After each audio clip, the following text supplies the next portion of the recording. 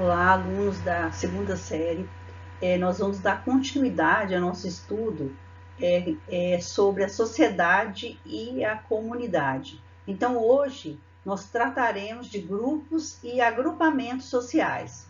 Então, como todos nós sabemos, a própria natureza humana exige que os homens se agrupem.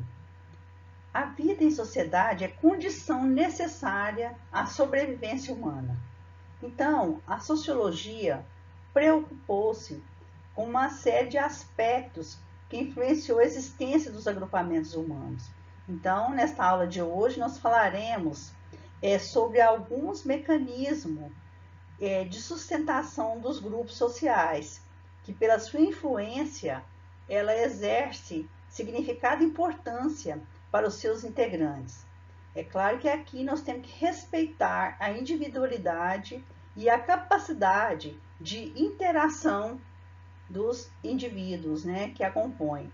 Alguns preferem escolher a sua individualidade, mesmo que às vezes essa escolha ela sejam a pessoa passe por algumas sanções, né, pelas normas impostas pela sociedade. Também, gente, então, nesse processo então de estudo da sociedade, como nós já falamos, a sociologia se preocupa com essa influência, né, da existência dos agrupamentos dos sujeitos na sociedade.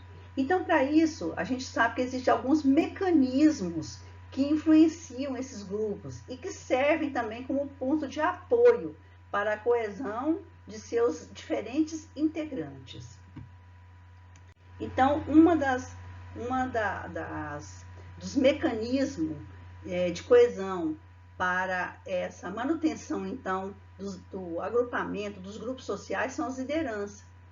Então, a liderança é um dos maiores catalisadores de mobilizações sociais que nós podemos observar, pois através do líder, em torno do líder, as pessoas se organizam, né?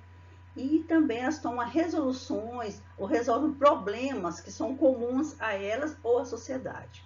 Então aqui a gente lembra, né, de Max Weber, que também é um dos grandes, né, sociólogos clássicos. Então ele dedicou-se, né, a estudar então as formas de dominação de uma sociedade democrática. Então ele chegou-se à conclusão de que a liderança pode ser carismática ou burocrática.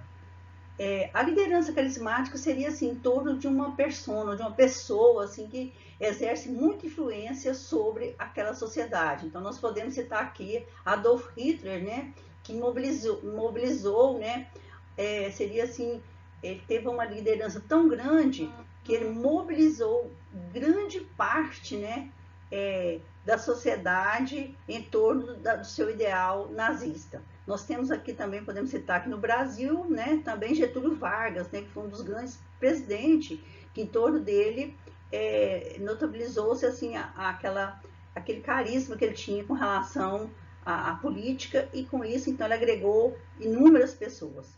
E o burocrático seria, assim, no sentido, então, mais o que institucional. Seria, então, se estabelece dentro de uma estrutura, de uma organização institucional. E nós temos também, né, como forma de organização da sociedade, as normas e as sanções sociais. Então, são os pilares, né? As normas e as sanções sociais são os pilares que compõem, né, toda a organização social. Então, com isso, as normas, para que servem as normas sociais? Estabelece o que é considerado desejável ou reprovável no comportamento dos integrantes de um grupo. Então, elas podem ter o quê? Ações também de sanções, porque de acordo com o comportamento daquela pessoa, poderá, ou aquele indivíduo, né, poderá ter uma recompensa ou poderá, então, receber alguma norma punitiva. E temos também, né, dentro da sociedade, seria assim que agrupa, né, as pessoas, os símbolos. Então, Os símbolos, eles exercem um papel fundamental na construção de uma identidade do grupo social, porque é por meio dos símbolos que os grupos se identificam. Então, é algo assim muito valoroso então, para a sociedade, né? Que utiliza. Então, nós podemos citar assim, um dos grandes símbolos que nós temos são as bandeiras nacionais. No caso, né, a bandeira do Brasil está até mostrada aqui, a bandeira dos Estados Unidos. Outra coisa também é a língua, porque em torno da língua é que há uma comunicação, então, de toda aquela comunidade. E nós temos também, né, aqui os valores sociais. O que são os valores sociais? Os valores sociais é aquilo que a sociedade estipula, o que é bom e o que é ruim para a sociedade. Então, o que é feito poderia ser feito através de normas, né?